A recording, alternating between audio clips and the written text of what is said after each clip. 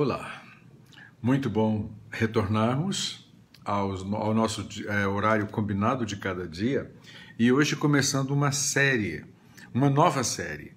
Terminamos andando pelo deserto, espero que você tenha gostado e agora nós vamos nessa nova série Jesus Cristo está voltando. É uma combinação de estudos do próximo livro, já está na gráfica, já devia estar conosco, mas devido a tudo isso que tem acontecido no Brasil e no mundo, vai atrasar um pouquinho, por N motivos, e acredito que você entende muito bem. Mas enquanto isso, nós vamos meditando por aqui mesmo. Eu gostaria de primeiro trazer o texto de 2 Timóteo 3, 1 a 9, que é o texto que nós vamos nos deleitar um bocado nele, para estudo, enfim, e depois vamos ao livro de Apocalipse.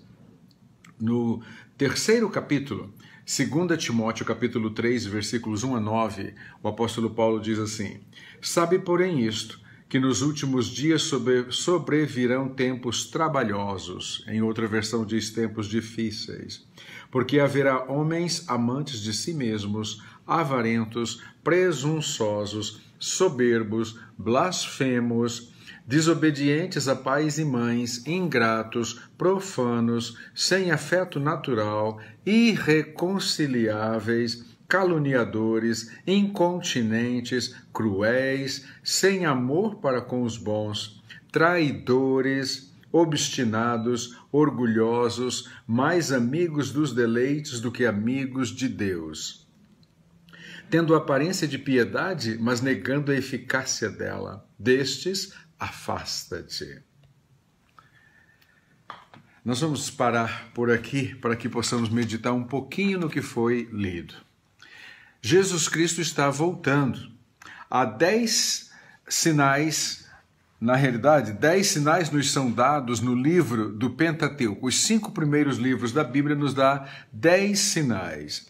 14 sinais nos são mostrados em Isaías e Jeremias. Outros 14 em Ezequiel e Daniel.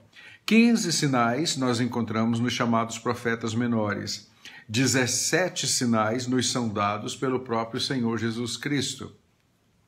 29 sinais são encontrados nas epístolas e 11 no livro de Apocalipse. Ao todo, nós temos 110 sinais. Não tem como errar e não tem por que duvidar da vinda de Jesus Cristo.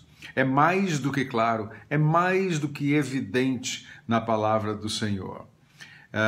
Os dias que antecederão a segunda vinda de Cristo serão marcados por um sensível aumento de iniquidade no mundo. Que é isso, pastor? Nós aprendemos que diante de um problema ou de uma situação, você precisa focar na resolução ou problematização. Na área da saúde, a linguagem muda, mas a intenção é a mesma. Diante de um paciente, você faz a anamnese, solicita exames, então traça um diagnóstico. Aí você vê o que o paciente tem e passa a trabalhar com a medicação adequada, se é o caso. Na vida espiritual, a intenção é a mesma. Deus nos criou para sermos o louvor da sua glória neste mundo, mas o pecado nos desviou do alvo. Esse desvio, biblicamente, se chama pecado. É urgente que haja reparo, é necessário que haja conserto.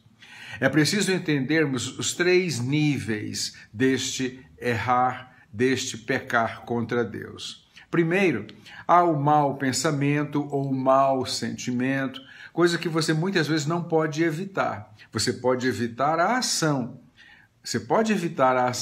O mau pensamento vem, o mau sentimento brota, mas você evita a ação. Como? Clamando a Deus através do Santo Espírito e da palavra. Mas o passo seguinte é a transgressão ou delito. Vamos que você esqueceu de prestar atenção no parar aquilo, você não deu atenção à palavra e muito menos à oração. E você comete o erro.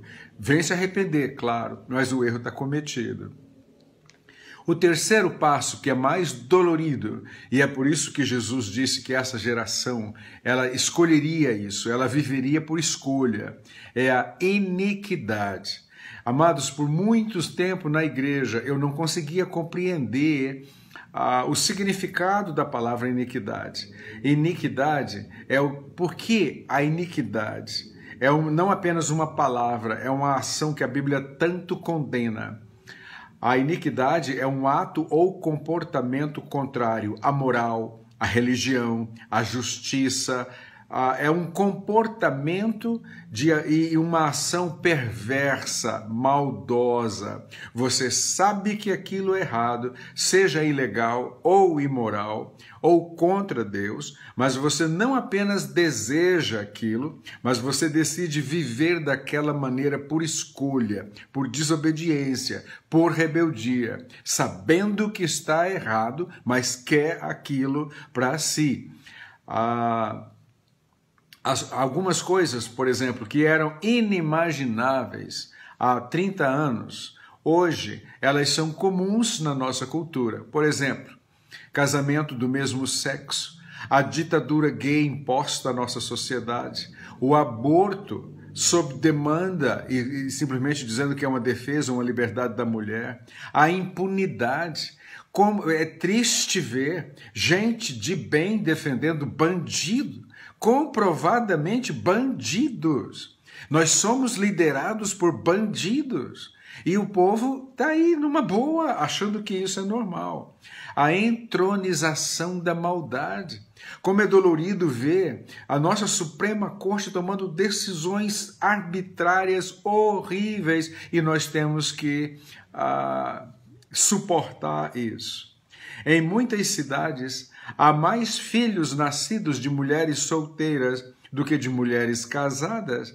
Há muitos homens que só fazem filhos, mas não têm a mínima responsabilidade como verdadeiro pai para com eles. E eu já nem estou dizendo de algo como afeto, carinho, atenção, pois isso se tornou uma raridade ou ações em extinção. Eu estou falando de alimento, roupa, casa, o básico para que uma pessoa viva. Eles não se responsabilizam por isso.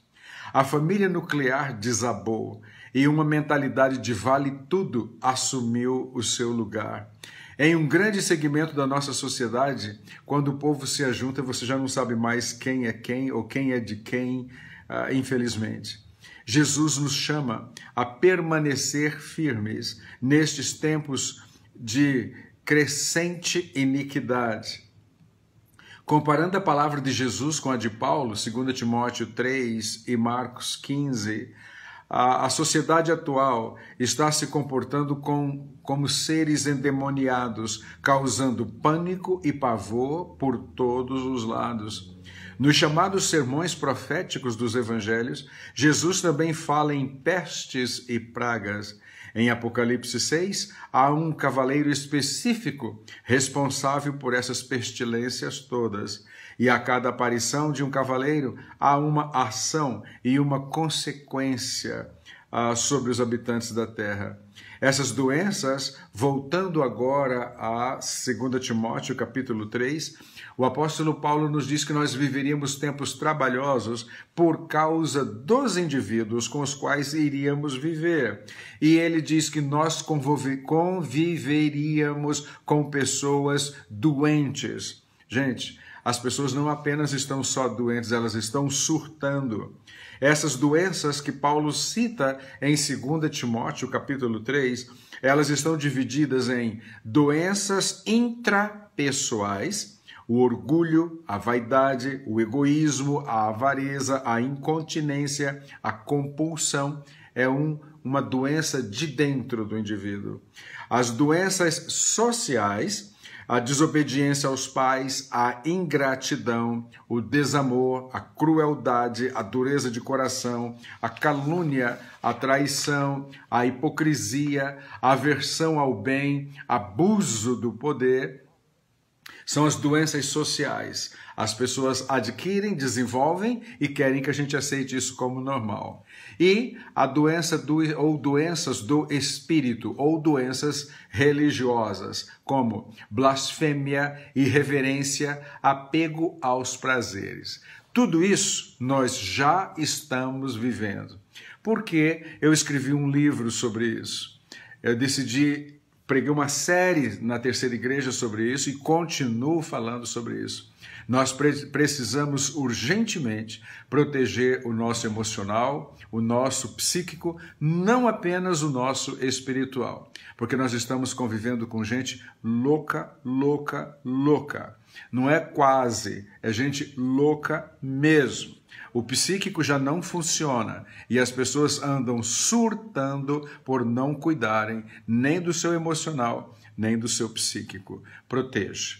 Eu faço esse apelo a você, proteja, guarde a sua mente, guarde o seu coração, livre-se do mal. Eu gostaria de orar por você agora. Pai, em nome de Jesus, eu oro por essa pessoa que está me ouvindo, que o Senhor guarde e proteja, que ela saiba e entenda a necessidade de estar ao teu lado num mundo em crise, num mundo tão difícil e cruel. Só temos a proteção vinda do Senhor. Eu oro a Deus que o Senhor traga saúde psíquica, saúde emocional, saúde espiritual, saúde completa para esta pessoa. Em nome de Jesus. Amém. Fique com Deus.